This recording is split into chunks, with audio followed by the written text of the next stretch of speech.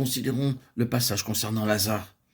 Après avoir entendu, Jésus dit, cette maladie n'est point à la mort, mais elle est pour la gloire de Dieu, afin que le Fils de Dieu soit glorifié par elle. Jean 11, 4. Étrange événement et étrange manière d'agir de la part de Dieu. Cela causa un profond chagrin, la détresse et la perplexité. Ce fut une chose angoissante pour ceux qui étaient concernés, mais intentionnelle de la part du Seigneur Jésus. Son attitude, quand il reçut la nouvelle, fut presque délibérée. Tout était dans sa main. C'est pourquoi il dit, cette maladie n'est point à la mort, mais elle est pour la gloire de Dieu, afin que le Fils de Dieu soit glorifié par elle. La finalité étrange de cette expérience si douloureuse dans la vie de cet homme, ce fut la gloire de Dieu. Puissions-nous toujours considérer ainsi nos souffrances et nos chagrins. Si seulement nous pouvions croire et tenir ferme chaque fois que quelque inattendu et déconcertant brisement de cœur survient dans nos vies et dire « Dieu va obtenir une certaine mesure de gloire ». Il y a quelque part dans le ciel une part de gloire liée à tout cela.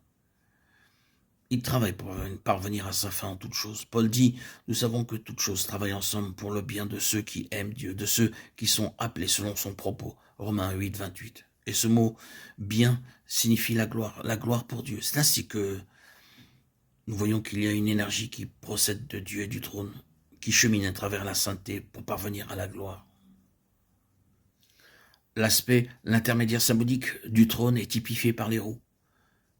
Vous remarquez qu'elles sont de manière explicite en relation avec les êtres vivants, se mouvant ensemble avec les chérubins.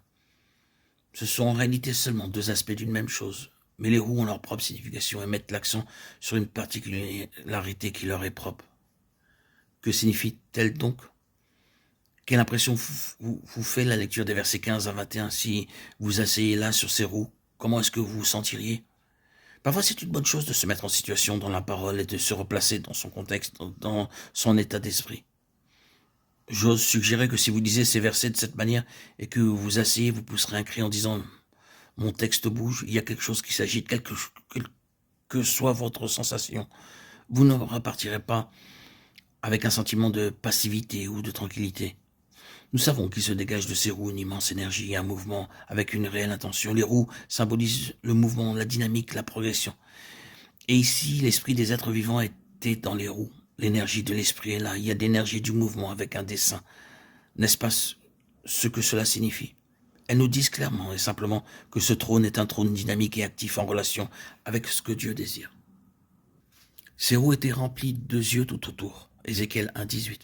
Cela signifie que le trône opère avec une parfaite intelligence, avec une complète connaissance, saisissant les moindres éléments et les caractéristiques de tout ce qui doit être traité.